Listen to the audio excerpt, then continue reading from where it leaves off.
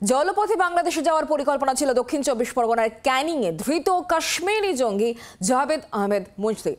গোয়েন্দা সূত্রে যে খবর, ক্যানিংকে ট্রানজিট পয়েন্ট হিসেবে ব্যবহার করছিল একাধিকবার জেল খাটা আইডি এক্সপার্ট জাভেদ। এলাকা থেকে কাশ্মীরি জঙ্গি ধরা পড়ায় আতঙ্কে ক্যানিংয়ের বাসিন্দারা।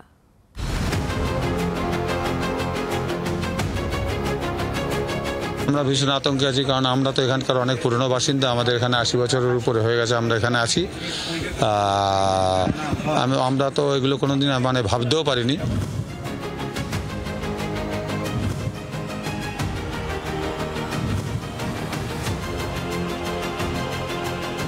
ঘরের পাশে ধরা পড়েছে কাশ্মীরের তেহরিকুল মুজাহিদ্দিনের সদস্য জঙ্গি। আতঙ্কে দক্ষিণ চব্বিশ পরগনার ক্যানিংয়ের বাসিন্দারা। ওনাকে দেখিনি, আমি সালাল ভদ্রলোক, ওনাকে আমি 15-20 বছরই দেখি, প্রত্যেক সিজনে উনি আসেন এবং আমরা ওনাদের কাছে মালপত্র নেওয়া দেওয়া করি। তা ওনাকে তো খুবই ভালোই লাগে, আমাদের লাগতো আর কি।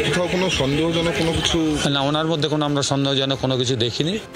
গোয়েন্দা সূত্রে খবর, দুদিন আগে ক্যানিং এক আত্মীয়ের বাড়িতে ওঠে ধৃত ওই কাশ্মীরি জঙ্গি।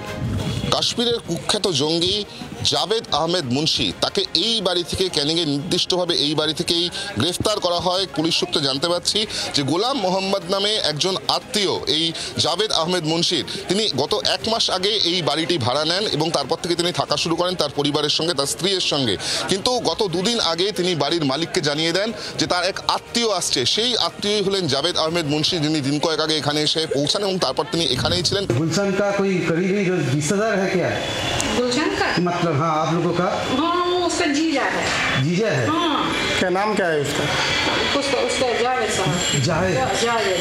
वो कोई संगठन के साथ है, हिजबुल के साथ है, ऐसे कुछ है? वो कोई कुछ पता नहीं, उसको तो 25 साल हो गए शादी को हमारी नानद के साथ। हमको तो कुछ पता नहीं था, हमके बोली কিছুই জানি না। 1 মাস ভাড়া রয়েছে, 5 মাসের জন্য থাকবে বলেছিলেন। আমাকে বললেন যে একটা আত্মীয় এখানে বেড়াতে আসতে পারে। এবার কখন কীরকম আত্মীয় চিনিই না। কালকে দেখলাম লোকজন এসে, স্যাররা পুলিশরা আসলেন, আমাকে বললো দেখুন এইসব বাড়িতে এই লোকটা নতুন এসে, আপনাদের কোনো অসুবিধা নেই, আমরা নিয়ে চলে যাচ্ছি। যে আত্মীয়ের বাড়িতে উঠেছিল ধৃত জঙ্গি জাভেদ আহমেদ মুন্সি, তিনি এক ব্যক্তির মাধ্যমে বাড়িটি ভাড়া নিয়েছিলেন। সেখান থেকে জঙ্গি ধরা পড়ায় হতবাক সকলে। উনি স্বামী স্ত্রী থাকার জন্য ভাড়া নিয়েছিল, আর তাও বলা ছিল যে না কোনো রকম কোনো বহুদিন এখানে ক্যানিং শাল বিক্রি করে, আমরা দেখেছি, সেই হিসাবে ভাড়া।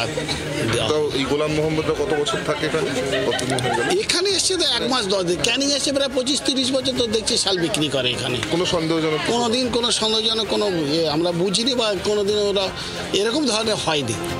পুলিশ সূত্রে খবর, ধৃত কাশ্মীরি জঙ্গি জাভেদ আহমেদ মুন্সি সম্পর্কে চাঞ্চল্যকর সব তথ্য উঠে আসছে। পুলিশ সূত্রে আমরা যেটা জানতে পারছি যে মূলত বাংলাদেশ যাওয়ার পরিকল্পনা ছিল এই জাভেদ আহমেদ মুন্সির, এবং ক্যানিংকে ট্রানজিট পয়েন্ট হিসেবে ব্যবহার করে তিনি কিন্তু বাংলাদেশ পাড়ি দিচ্ছিলেন এবং সেখানে মূলত জলপথে তার যাওয়ার পরিকল্পনা ছিল, এমনটাই কিন্তু পুলিশ তদন্ত করতে গিয়ে জানতে পারে। যখন নির্দিষ্টভাবে ইন্টেলিজেন্সের ইনপুট আসে এবং STF-এর তারা গোপন সূত্রে জানতে পারে যে এই ব্যক্তি অর্থাৎ জাভেদ আহমেদ মুন্সি, যাকে জম্মু অ্যান্ড কাশ্মীর পুলিশ খুঁজছে, তিনি এই বাড়িতেই আপাততভাবে রয়েছে, তখনই কিন্তু কলকাতা পুলিশের টিম, রাজ্য পুলিশ, STF-এর টিম এবং জম্মু কাশ্মীর পুলিশের টিম, তারা যৌথভাবে অভিযান চালিয়ে মূলত এই জাভেদ আহমেদ মুন্সিকে গ্রেফতার করে এই নির্দিষ্ট বাড়ি থেকে।